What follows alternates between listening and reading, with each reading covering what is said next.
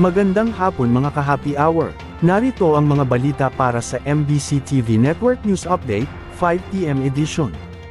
Grid control, kailangan ngayon, hindi lang flood control.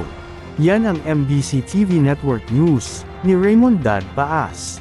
Maliban sa flood control ay hinahanap ngayon ng ating mga kababayan ay grid control. Ito ang inilahad ni Senador Panfilo King Lacson sa pagtatanong sa kanya ni Senate Minority Leader Tito Soto III. Kaugnay pa rin ito sa kanyang privilege speech tungkol sa malawak na katiwalian sa mga flood control project na kung hindi substandard ay ghost project. Ayon kay Lacson, hindi na kontento ang mga opisyal ng Department of Public Works and Highways at mga kontraktor sa tinawag niyang pie sharing o hatian sa kita. Ginawa ng ghost o guni-guni na lang ang mga proyekto. Sumobra na ang mga ito sa pagiging ganid kaya't wala nang pakialam kahit sino ang masagasaan. May modus ang mga district engineers na hihiramin ang lisensya ng mga kontraktor at sila na ang mag-i-implement ng proyekto. Kapag natanggap na ang project designation order ay siya na ang mag-assign ng project engineer, inspector at mag-i-issue na din ng statement of works accomplishment kahit wala ang proyekto at maniningil na ng bayad. Kaya't para sa senador, dapat lang managot administratively at criminally ang mga sangkot sa mga katiwalian. In the course of time, Mr. President, hindi na nagkasya doon sa tinatawag kong pie sharing. Nagtipid pa, nagmenos pa, ginos project na, minaximize na. Kaya nga sabi ko, hindi na flood control ang hinahanap ng Pilipino, grid control. Kasi nasobra na yung grid na sinagasaan ng lahat. Wala na. Hubris, yung tawag natin doon, Mr. President, hubris. Tingin ni Lacson ay bigo ang monitoring system ng Department of Public Works and Highways na pantayan ang mga infrastructure project tulad ng flood control projects kaya nakalulusot ang mga questionableng proyekto.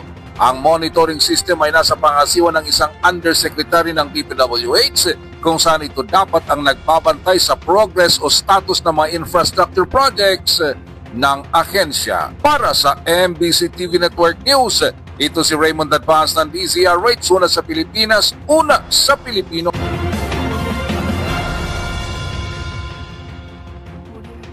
Samantala, sa Metro Manila ngayon, QCPD magsasampa ng kaso laban sa bus driver na sangkot sa karambola sa Commonwealth Avenue. Magsasampa ng kaso ang Quezon City Police District laban sa isang bus driver na sangkot sa karambola ng mga sasakyan sa Commonwealth Avenue sa bahagi ng Doña Carmen sa Quezon City kaninang umaga. Batay sa inisyal na investigasyon ng District Traffic Enforcement Unit sa ilalim ng pamumuno ni Police Lieutenant Colonel Jeffrey Lim, minamaneho ng 36 na taong gulang na si alias Ronaldo mula San Jose del Monte, Bulacan, ang bus na bumangga sa isang kotse na naging sanhi ng karambola ng iba pang sasakyan. Kabilang sa mga nadamay sa karambola ang isang kotse, UV Express, modern jeepney, traditional jeepney, 6 na motorsiklo, tent structure ng Bureau of Animal Industry Inspection Site, at perimeter fence ng MRT-7 sa Doña Carmen Station Construction Site.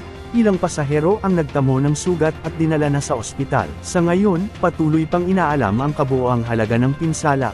Inihahanda na rin ang kasong reckless imprudence resulting in multiple damage to property at multiple physical injuries laban sa bus driver. Ating alamin ang mga latest update mamayang alas 5:30 ng hapon sa programang Metro Manila Ngayon, Afternoon Edition. At yan ang mga balita para sa MBC TV Network News Update, 5 PM edition. Samahan ninyo kami bukas, mula alas 9 ng umaga, hanggang alas 5 ng hapon.